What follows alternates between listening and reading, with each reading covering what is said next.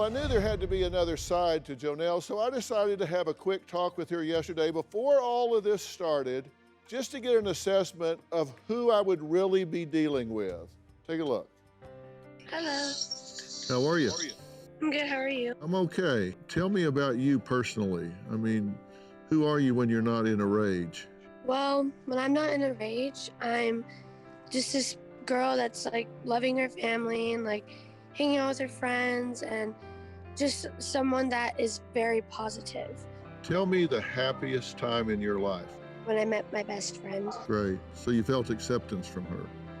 Yeah. What do you hope from coming and talking to me? I don't want to be this rude, raging, irritated person. The phone you're talking to me on has a cracked screen, right? Yeah, it's shattered on the front and back. We don't want that anymore. We want to put that in our rearview mirror, okay? Okay. All right, later, Gator. See you later. Bye. Bye. Well, I'm going to speak more with Jonelle when she joins us later in the hour. And as you can see, she does have within her behavioral repertoire to be nice, to be polite, to be appropriate, to be charming. But first, before I do talk to her, I need to have a frank and honest conversation with the one person whose job it is to help turn this around. It's not me, it's her mother, Jennifer. My 13-year-old daughter, Jonelle, has fits of anger that are explosive and out of control. Everybody! When Jonelle gets angry, she is like a whole nother person. I wish everyone didn't exist! She has called me a fat whore, a fat bitch. I'm a horrible mother. You suck! You are the worst person to ever exist! Last year in April, Jonelle's dad passed away from cardiac arrest. When Jonelle heard the news, she screamed like nothing I'd ever heard before.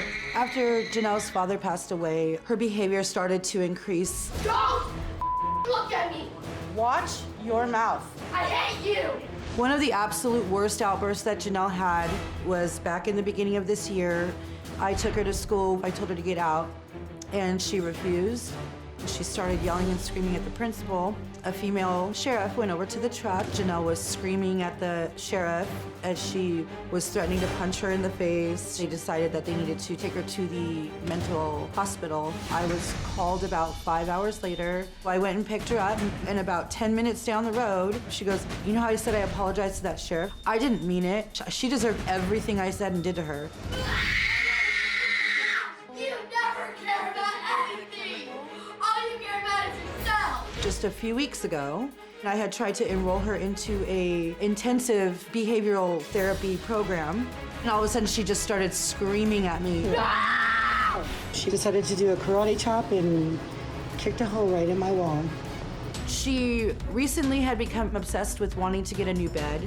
When Jonelle realized she wasn't gonna get the bed, she was in such a rage that she took her cell phone and threw it on the ground and shattered it. My fear is that she could possibly hurt somebody or herself. We discussed it. I've been getting this stuff. Jonelle has completely worn me down. I'm physically and mentally exhausted. I can't do it anymore.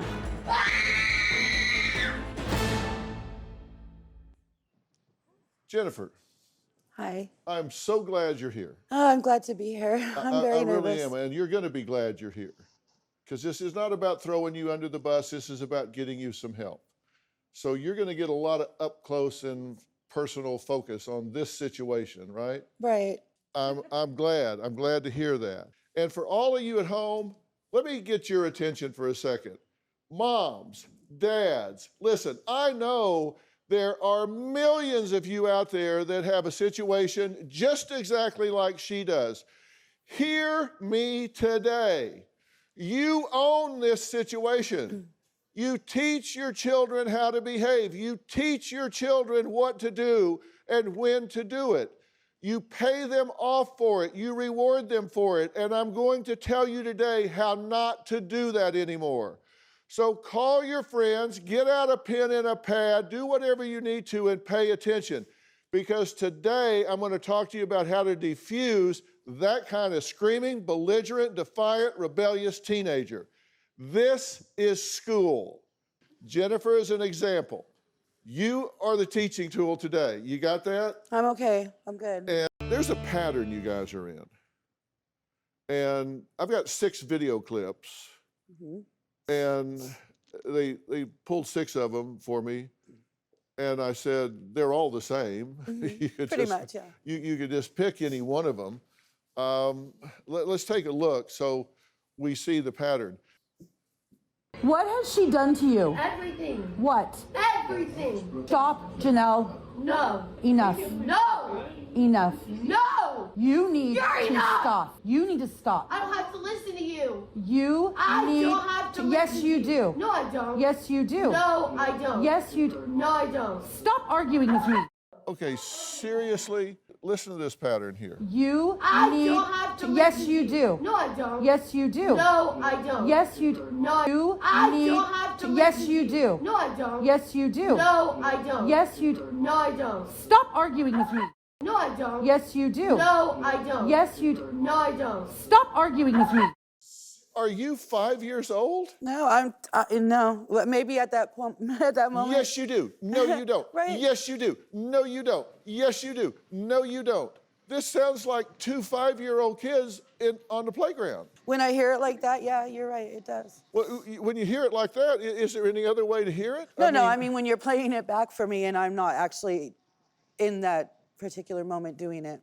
Need You're to enough. stop. You need to stop. I don't have to listen to you. You I need don't have to Yes, listen you to do. No, I don't. Yes, you do. No, I don't. Yes, you do. No, I don't. Stop arguing with me. I got 6 more. No, that's okay. That's enough. I can play for you. They're all the same. I mean, do you get my point?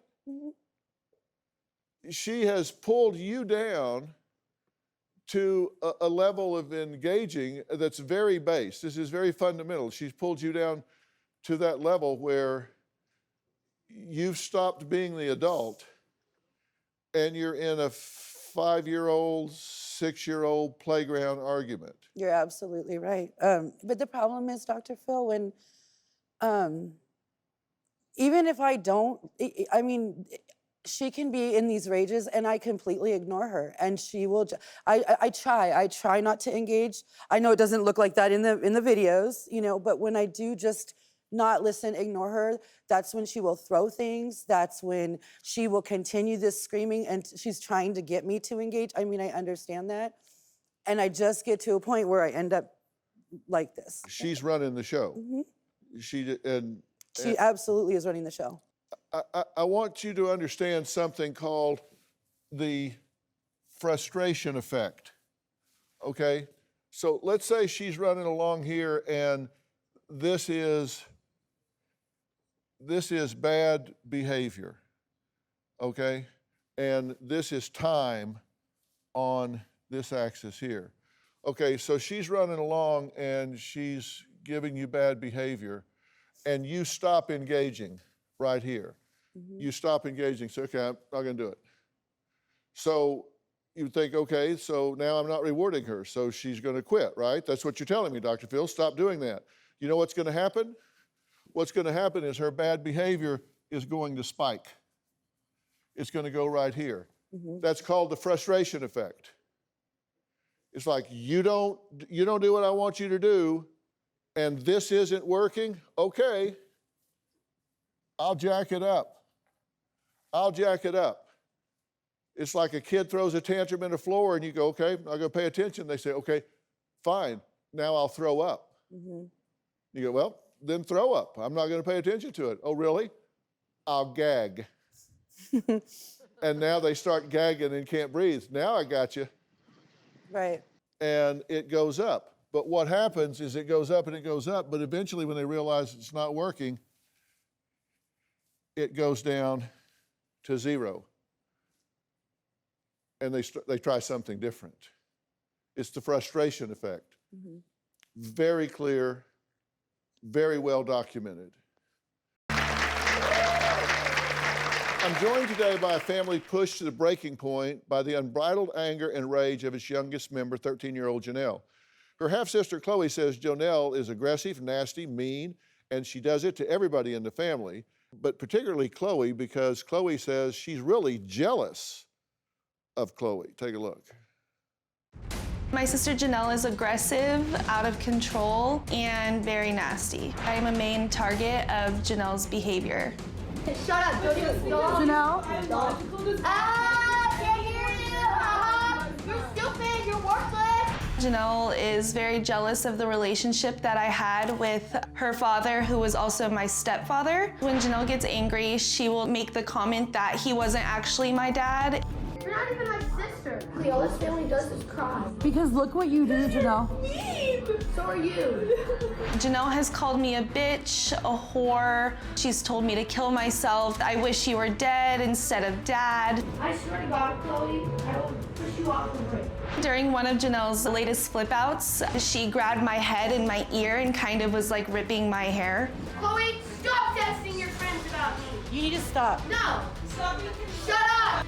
Ever since my dad passed away, my mom has struggled to parent us. My mom just tries her best to keep the peace, and by doing that, it tends to just feed into the spoiling of Jonelle. There's just so much negativity, it's very draining for me. My biggest fear with Jonelle is that she doesn't know her own strength. I don't know how far she's willing to go. Chloe, thanks for being here. Of course. You, Thanks for having us. You feel like you're getting pummeled in this situation, right? I mean, she targets you pretty much. Yeah, she does. My dad, obviously, he was my stepdad, but he raised me since I was little. And him and I had a really close relationship. Like, I would say we were best friends. Yeah. And I noticed, like, after he passed away, the more I would talk about it, she would just always have, like, a comment or a remark to say about it. And I think that it just has shown, like, the result that, like, she was probably more jealous about, like, the relationship that I had with him. Now, her rage didn't start with his death. No. It just got exponentially Yes, absolutely. worse, yes. right? Mm-hmm. And he died very suddenly. Yes. And how long ago? 18 months. I'm very sorry for your loss, by the way. Thank you. Both Thank of you, very sorry for your loss. There's nothing more stressful than the death of a spouse or a child, and there's nothing more stressful than if it's sudden, unexpected. So I know that's been very difficult, and clearly that's driving a lot of what's going on with her. Right.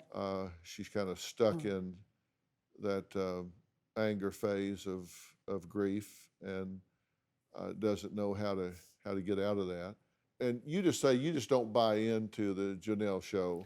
Yeah, I try all. my best not to. If she's ever, like, kind of in a mood and we're all like, ooh, like, we don't want to upset her. But for me, I hate having to do that and, like, being told to do that, because I know it's just feeding into her behavior, and it's just going to encourage her to do it even more. She actually hates herself when she's in that mode, and then afterwards she feels like that's small. Mm-hmm. And so, whereas a lot of kids do this and they don't own it, they blame everybody else, and she makes noises about blaming everybody. I hate everybody. I wish everybody would die. I wish everybody would go away, go jump off a bridge.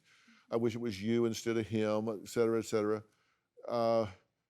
Truth of the fact, she owns that she's being inappropriate and that the rage is wrong and that you guys don't deserve this. Mm-hmm. She just doesn't know how to stop. Right. Yeah. I'm here on Dr. Phil because I have anger issues. I hate you. I cuss in my family. I'm mentally abusive. What are you gonna do about it? If you set me on fire, there's no way I'm going to stop. I don't have to. Ah! When I get into my zone, it feels like there's another clone of me that is just punching me so hard, telling me to say this or punch a wall. Trust me, it is a nightmare. You don't care. You never care about anything. All you care about is yourself. There's one part of me that's like a perfect angel, but then there's like another side of me that's like, I hate everyone. I hate everyone. I hate everyone. I will start to shake, I'll hyperventilate. There's no way I can calm myself down. My raging will last up to about maybe 8 hours. When I rage, it'll be over the dumbest things. One time I was at my grandma's and I got so mad that I smashed my phone. This is the phone that I shattered. I just like slammed it on the ground. My sisters are definitely a target of mine. You're worthless! Jump off a bridge! I'll say, go kill yourself, jump off the bridge. I got mad at my mom one time because she was forcing me to do this program. I got so mad at her that I kicked a hole in my mom's wall. Last spring, I got so upset because I didn't want to go to school. The police came. I did flip off one of the officers, and I told her to go kill herself. I think my anger has gotten way worse since my dad passed away. I think my rage escalated because I lost my best friend. I never got to say goodbye to my dad, actually. I had this necklace with a little heart, and it has his ashes in it. My dad was a very good guy, and hopefully Dr. Phil can help me and my family. Get down! Jonelle, I'm glad I'm really glad you're here. Thank you. Tell me what about that makes you emotional. I don't want to live like this anymore. I'm sorry? I don't want to live like this anymore. I want to be happy. I don't want to feel this way. I just want to be able to be around my family without having to be so psycho. And nothing is helping. Do you wish your mother would die? No, I don't. You've said that to her. I don't mean it. I can't control it. It's like I black out and then there's someone telling me to say that. And I don't know what to do. You have cystic fibrosis, correct? Yeah, I do. And what do you think about that disease in terms of your life and how it's likely to impact you? It puts a lot of pressure and stress on me because I have to deal with taking meds every day and always like doing these like breathing treatments, and the fact that like there's a lot of things that like I mean I'm a normal kid obviously, but it's like there are boundaries, and like if I'm in a hospital like getting needles all over my body, like I've had them in my head, my arm, my chest, and it's overwhelming, and I'm tired of it. Like I wish I wasn't born with it, and that's why I have told myself like I wish I wasn't born. I wish I was born in another world because that way I wasn't born with all this, because it puts a lot of stress on me, and that's another reason why. And I don't know what to do. It's just a lot. We're gonna take a break, and then we're gonna come back, and I'm going to impose a different paradigm, a different set of rules on our conversation. It's gonna seem like no big deal, but I promise you it is going to bring about a quantum shift in what happens in your interactions and what occurs going forward. We'll be right back. I've been watching Dr. Phil for about 9 years now. I think Dr. Phil's a very well-spoken person, and he's not afraid to give you like honest critiques. I think Dr. Phil can definitely help anyone out in the world. I want to talk to Dr. Phil because I want him to bring our family back together. Hopefully Dr. Phil can help me and my family. You lost your dad, and you said you never even got a chance to say goodbye. I had one last text with him. It was, "I love you." And that was it. And it was in the over. hospital for 2 weeks before and he never came to see her because he wasn't feeling well. And the day that we came home from the hospital, that same night, probably within an hour, he went to the ER, and then he never came home. So you guys were both struggling with some things, and, Yeah. And he and never then told me. his came to an end. And so that's a huge frustration. I heard you say on your tape that Dr. Phil is smart and well-spoken. So fooled another one. But I really have a very strong belief about this that I want you to hear, and that is that your reaction to, your grief process is really a lot up to you. Right now, you're choosing to focus on the event of your father's death. And as a father, I can tell you that when I pass from this world, I want my boys, I want my wife and sons to celebrate all of the years I had with them, not focus on the day that I left them. And I'm going to be really disappointed if every time they think of me, it's painful. How many wonderful experiences did you have that can never be taken away from you? You have a choice. You can celebrate all of the wonderful times you had with him, or you can focus on that day that you lost him. And you're choosing to focus on the loss instead of the richness of the life that you shared. It shouldn't be something painful. It should be something that you celebrate. It's really important to not assume that you know what someone else is thinking or feeling, even if you hear what they say or do. You say, oh, we do that. You don't know what she's experiencing internally. You're right, and I apologize. You know what she might say or what you might project onto her. Right. I think you guys can really benefit from some practice at the things that I've talked about here. And I'm going to get you some help practicing that. We're in a pandemic. I'm going to get you a teletherapist where you guys can get around a computer screen, as corny as this may sound, actually go through some family dynamics here about how to recognize problems, avoid problems, and solve problems using some of the principles that I've talked about here. And if I do that, you'd be happy to have that help, right? Absolutely, yes. Thank you. You'd be happy, and you'll participate in that, right? Of course, yeah. That's what I want you to do, and I'm going to set this up with you through Doctor On Demand. I don't know if you've heard of Doctor On Demand before, but it's a telemedicine company. Yeah, well, we own the company, so we can make those arrangements for you. And the same, I told you parents at home, you own these situations, and if you want to have your own Doctor On Demand, just go to Google Play Store or the Apple App Store, download the Doctor On Demand app, and you can set it up.